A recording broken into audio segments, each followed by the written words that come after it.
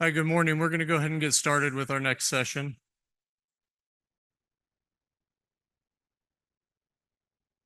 My name is Alan Kramer, and it's my pleasure to introduce this session.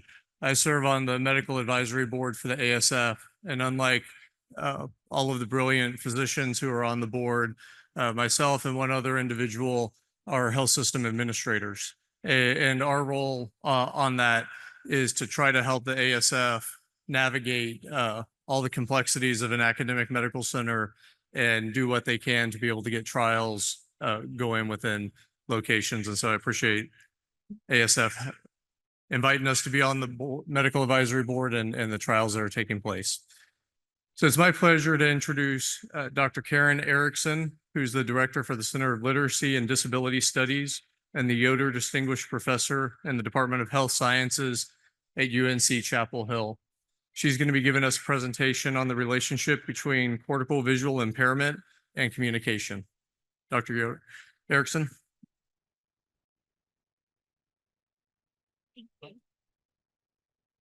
Thank you. I always want to start when I'm following people who do more medical-based research with reminding people that I'm a teacher.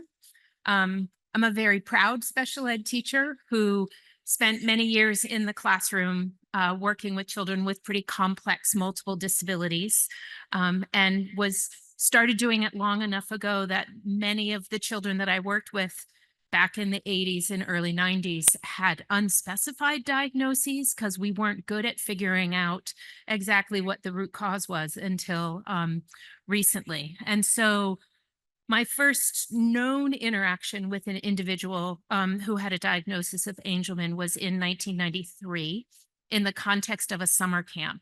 And the thing that was most remarkable about that is that we were not able in the context of this camp to provide the level of one-on-one support that this teenage boy required. So his brother came and spent the week with him, and was my first interaction and my first understanding of the family connection within the Angelman syndrome community. And being here this week has been an awesome reminder of that. And I think it is really something that you all should celebrate among yourselves, is this commitment to family and community. And it really has been strong from my experience with the community in the beginning. This work that I'm going to talk about is currently going on. We have been interested in this connection between CVI, which is a brain-based visual impairment that is about the visual pathways in the brain. So it's not about your eyes per se. And lots of vision specialists would look at a child and not see a cortical visual impairment because you can't look mechanically in order to be able to see that. It's neurological based. And so ophthalmologists, neurologists, and neurologists are able to diagnose this. And the work that we're doing is looking for behavioral indicators, things that children do that lead us to believe they're very likely to have CVI. This comes from an understanding. Hang on, I'm trying to get my clicker to catch up with me. Thank you. This comes from an understanding of these characteristics about CVI that we see repeatedly in our interaction with children who have Angelman, but also a variety of other similar disorders and disabilities. So CVI can't be explained by the structure of your eye, yet it is the most common permanent visual impairment in children. There's one recent study that was conducted in the UK where they assessed behaviorally a huge number of children in the primary grades, kindergarten, first and second grade. And these were children who otherwise didn't have any disabilities, known disabilities. And as many as 1 in 30 of those children had a cortical visual impairment. There's been research done in other populations to look at the prevalence of CVI within other populations of children with developmental disabilities. And for example, in the population of children with cerebral palsy, as many as 70% are known to have a cortical visual impairment. In Down syndrome, it's 38%. So we know that developmental disability predisposes children to experience CVI at a higher rate than it does for children without developmental disabilities. Add to that that it is very highly linked with children who experience seizures. And so, among the group of children who have known cortical visual impairments, as many as 64% are known to experience seizure. So we have this information about CVI. We know it's not about the structural part. We know it has to do with the way information is processed through these pathways in your brain. We know it occurs much more frequently in children who have seizures, and we know it occurs much more frequently in children who have a variety of developmental disabilities. Here's some common characteristics of CVI, the kinds of things that we can look for behaviorally that let us know, oh, hang on, there's something going on here with the way this child's brain is perceiving the information that's in their environment. So, lots of kids with CVI have a preference for color, and that preference is also often very bright red, saturated red, or yellow. Um, but these sort of really deep saturated colors. Think the colors of primary Crayola markers, right? Like that sort of rainbow of colors. Um, they tend to respond to movement. So those of you who are parents might already, without even realizing it, when you want your child to look at something, you hold it up and then you just move it just a little bit. And moving it just a little bit attracts their visual attention so that they can then look at and process that. Oftentimes, kids with CVI have a preference for a visual field. So we'll notice that when children are looking, the thing they want to look at is over here. And rather than turning their head to look right at it, they actually turn their head this way and then look in their peripheral vision out of it. You'll often see these kids pick things up and hold it close, but to one side or the other side instead of straight on. Um, a attraction to light.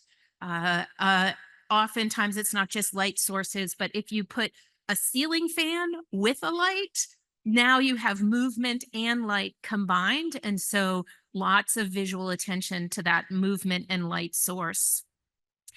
Kids with CVI often have pretty atypical behavioral responses to things that like, I don't know, if you are startling somebody, right? Like something's coming towards your face. As adults, with people without CVI, we have a pretty common reaction to that where we kind of startle. And individuals with CVI would have a pretty different reaction. And they might also have a reaction that looks like our startle reaction to just the simple touch. So just a touch will make them blink rapidly or sort of jump in the way that we might jump to something. Um, and then one of the really key things is what's called difficulty with a visually guided touch. So that is knowing that I want to reach something and looking at it while I reach out to pick it up. And what we see a lot in children with CVI is they're looking at the thing that they want, but as soon as they go to reach for it, they look away as they're reaching for it. Right. So, like, sort of being able to maintain that visual contact with the thing they want to pick up is really hard. Some other things we see these delayed visual processing. So, you can oftentimes just watch as they look at something, and then it takes a few beats before they get that look of delight on their face, like, oh, wait, that's that thing I like. Right. So, there's this delayed processing time. Difficult time with new things. So a real preference for their own stuff and stuff that's really familiar to them because new things are difficult to process. Anything that's visually complex. So you might find those of you who have young children that they really like books like spot books or books that have really simple illustrations, but are not interested at all in things like Richard Scarry, which have really busy illustrations and just too much of a visual complexity. Have a difficult time processing multisensory information. And most of the time that comes through as a difficult time listening and looking at the same time. And so just in one of the students that the children that we recently worked with, anytime we would talk, he would divert his eyes up toward the ceiling. So it was like when he was listening, he was not looking. And so we have to separate looking and listening. So if we want a child to look at something, we can say, let me show you this. I want you to check out this cool clicker. And then we're going to hold it up and move it a little bit while we say nothing so that they can use their vision. So we talk about it as asynchronous speaking and looking, or listening and looking. We don't expect them to do those two things at the same time. And things like not being able to recognize objects at a distance, having a difficult time recognizing people's faces. So in this community, lots of kids who are so interested in meeting other people and really, really social, but oftentimes not making direct eye contact, particularly as you get closer and closer. So as we work with children with Angelman, we see many of these behaviors as general descriptors of the population. So there are repeated references within the literature on Angelman syndrome to the fact that children with Angelmans are often attracted to water and crinkly papers and plastic and other shiny things. And too often that's get associated with some level of intelligence, when in fact, these are behaviors that are consistent with CVI. These are the kinds of materials that someone who has cortical visual impairment can spot in the environment and can't help but see and want to interact with. We also know that many children with Angelman have seizures. In fact, earlier this week saw a presentation where they referenced 80%. So this 4 out of 5. So we've got a population that's repeatedly described using some of the very characteristics that we know are consistent with CVI. We've got a population that has a developmental disability that oftentimes has seizures. And so we would expect to see a high incidence of CVI within the population, but it hasn't been documented yet. So this CVI, the reason it's important is we have lots of evidence that it has a huge impact on all children, on their ability to learn new language, because one of the things that children do as they're learning language is they do this thing called fast mapping, where they're listening to what people are saying while they're simultaneously getting information from the environment that helps them map that new word onto something that's happening around them. And so just that gets in the way of language learning for kids who don't have any other disabilities at all. We know that the impact of CVI is even more profound if you're someone who doesn't use speech to communicate. Because when you use speech, you don't use speech to communicate, we give you AAC. But augmentative and alternative communication, which is what we help people learn how to use to communicate when they can't use speech, is visually complex. And so the solution that we have to offer when people don't use speech is a solution that's actually counter to some of what people need when they have CVI. So this young boy has Angelman's, presented with CVI. He participated in one of our studies many years ago, and he had struggled for years to learn how to use symbols to communicate, because his CVI got in the way of that. And through our project, we made this big core board that was at the extended, right, the outer edges were as far as his arms could reach.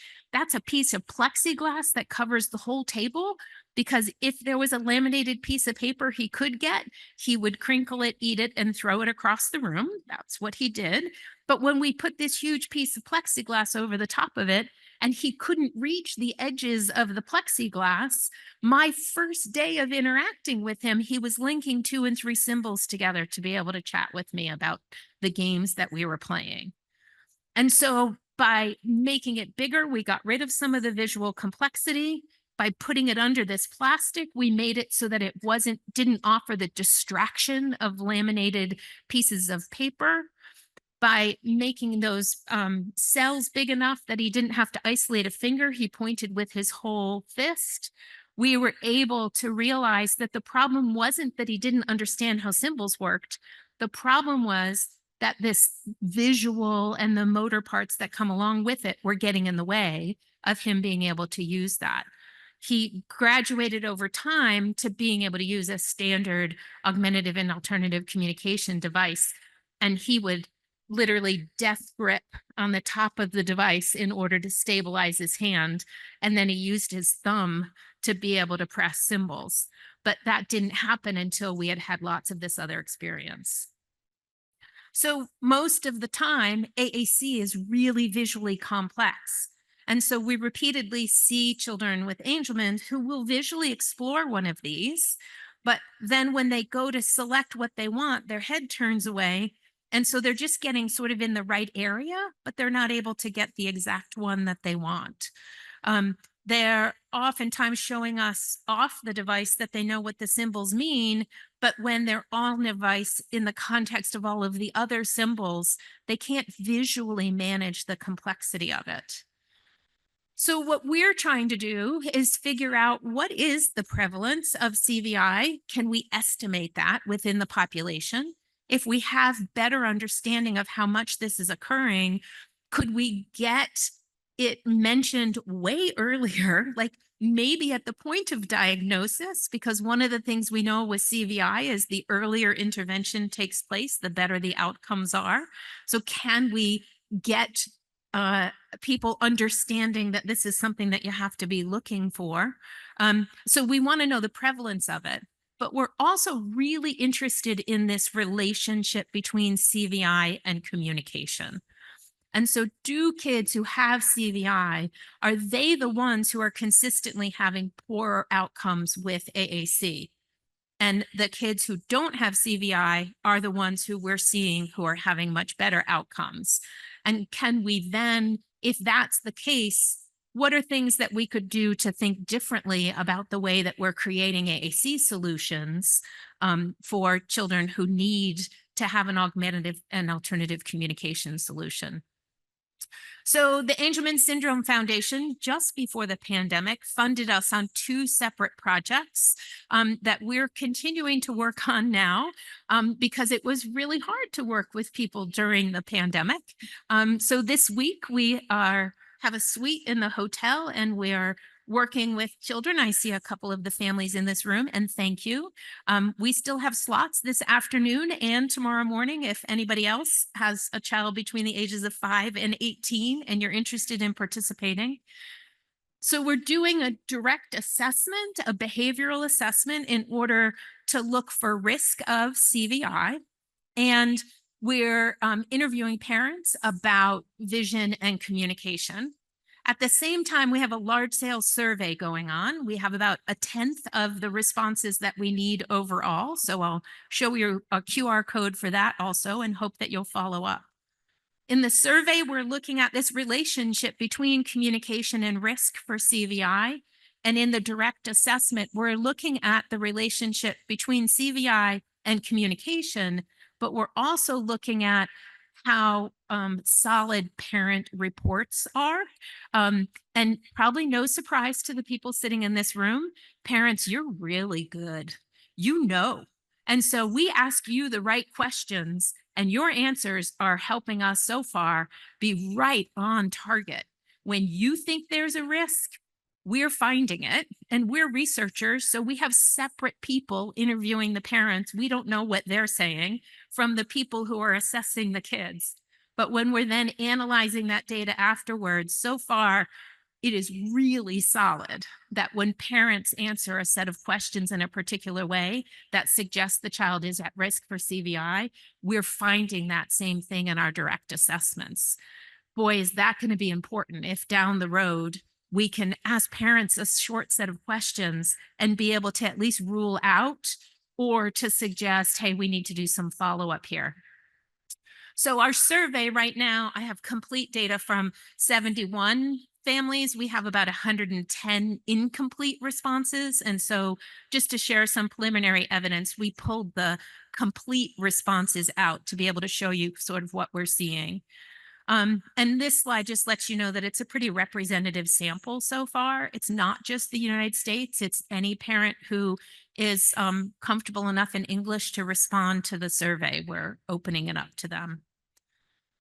So far, we have 10 kids who have a diagnosis of CVI, 30 kids who none of the parents' responses suggest that the child might have CVI, and 31 kids who the parents' responses suggest they might have CVI, right? So 10 confirmed, 31, ooh, there might be something going on here, and 30, there appears to be no problem.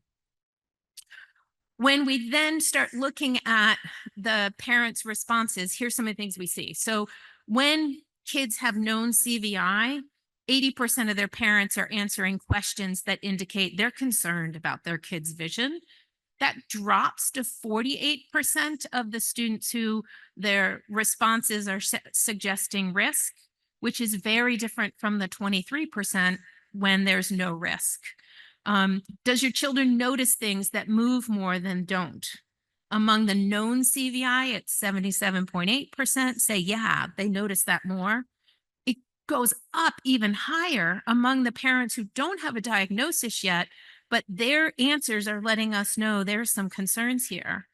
And when there aren't any concerns, it drops down to 30%. Right. So we see these really interesting patterns. This favorite color item is really interesting because we think part of what happens here is when you get a CVI diagnosis, lots of people talk to you about favorite colors and talk to you about how intervention should feature saturated colors like red and yellow. And so we think part of what's happening there is that the CVI the parents of kids with known CVI know to look for this. And when we ask, does your child have a favorite color?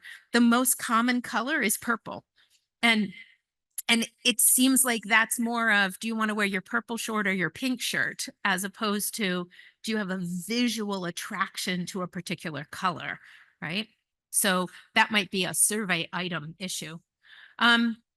Things like, does your child seem attracted to shiny and mirrored objects? That's probably not going to be a question that's very helpful for us because that seems to be a characteristic of Angelman as opposed to specific to the CVI.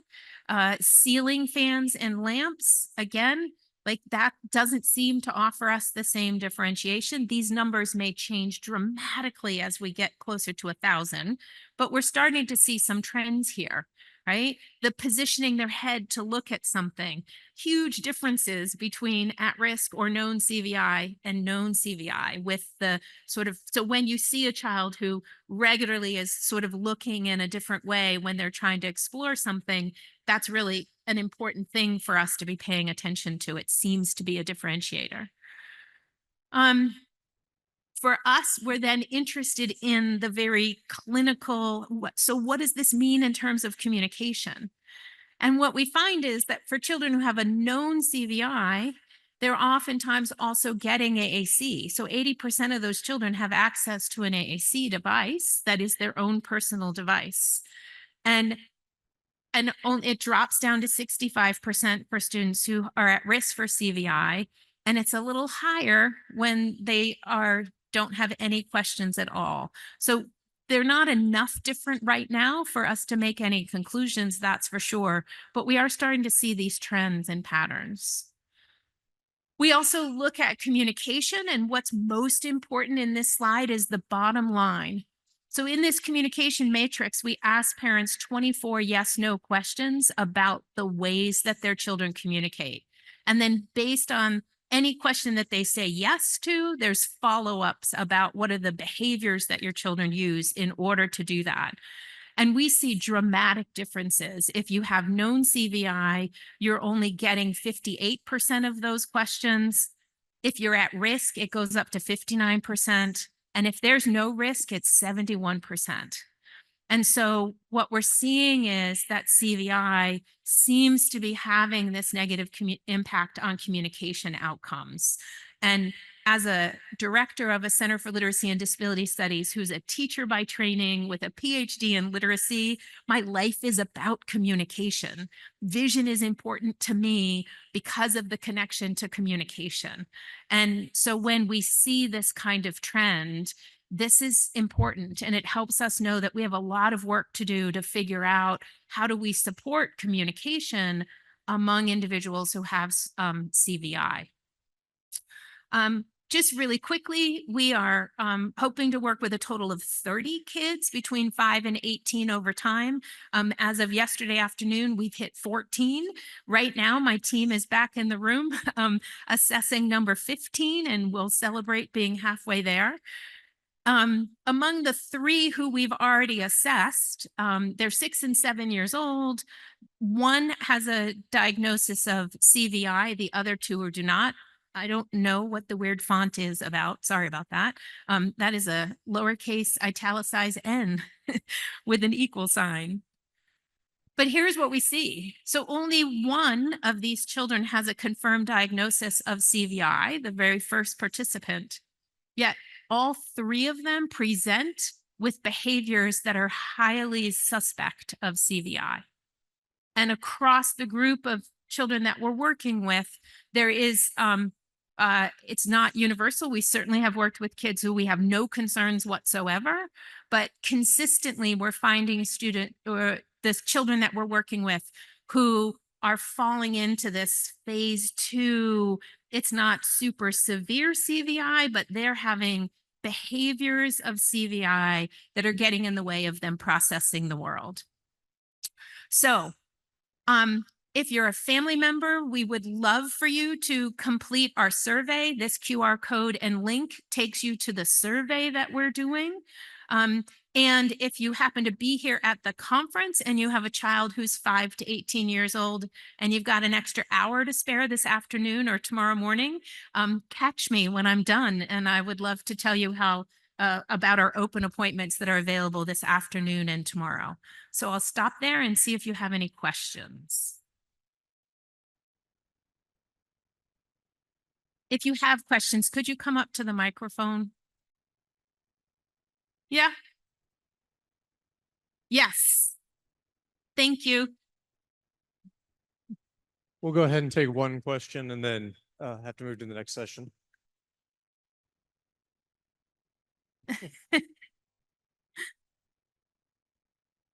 My son's 24 and we took him to an ophthalmologist with the support of his school's vision person who said, no, he does not have CVI. He has CVI. There's no question about it. And working with the vision specialist and just using kind of common sense based on his behavior, we kind of put him through a therapy and it improved a lot. Like he can look at things straight on now. He could tend to things, but it's everyday therapy because kids with Angelman's have trouble napping anyway. So I was going to ask you more of a personal question. He's 24. Mm-hmm. We've never had any, because he uses my finger to point with and Yep. he can spell. He doesn't like using visuals because they take him to a different direction because he always wants music. So he looks at his thing and his first thing is music, but that's really not what his intention was when he sat down. So do you think this could lead to teaching more kids with Angelman's how to spell? Because overall, as you said, they're really good with symbols. Mm-hmm.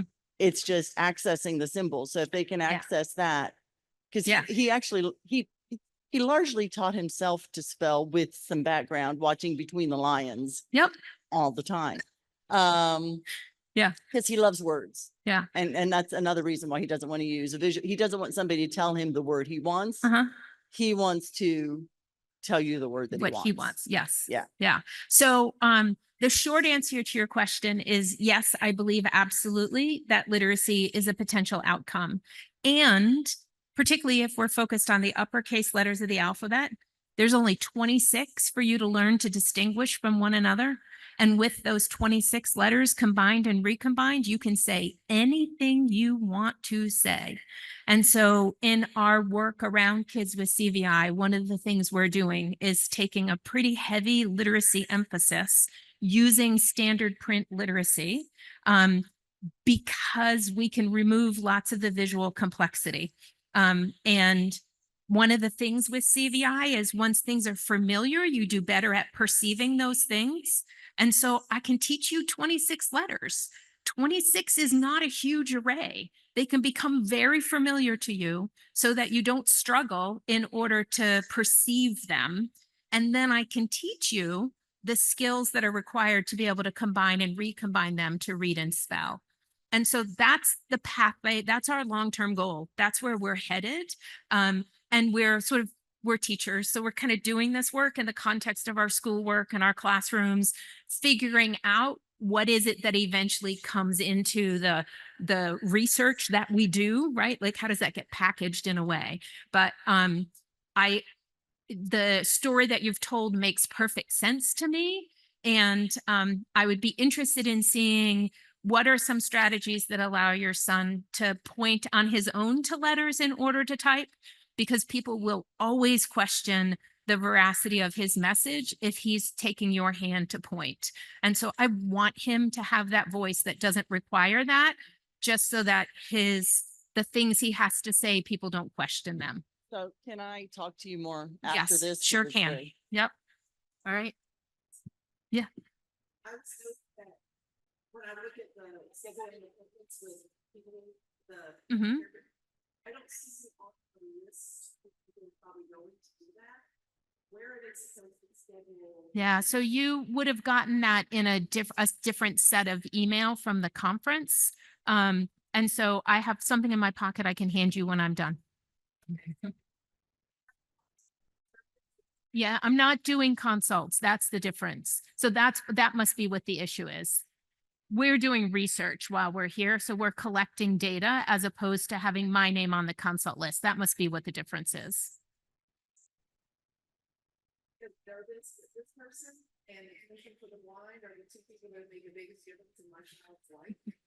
If you haven't had a chance to get an assessment with her, or to see if your child is having CDI issues, if your communication tells you your child can't handle everything they see, go do this study. It'll make a huge difference. Thank you. Thank you. Erickson, thank you for that fascinating presentation. Thanks. Thank you, everybody, for joining Dr. Erickson.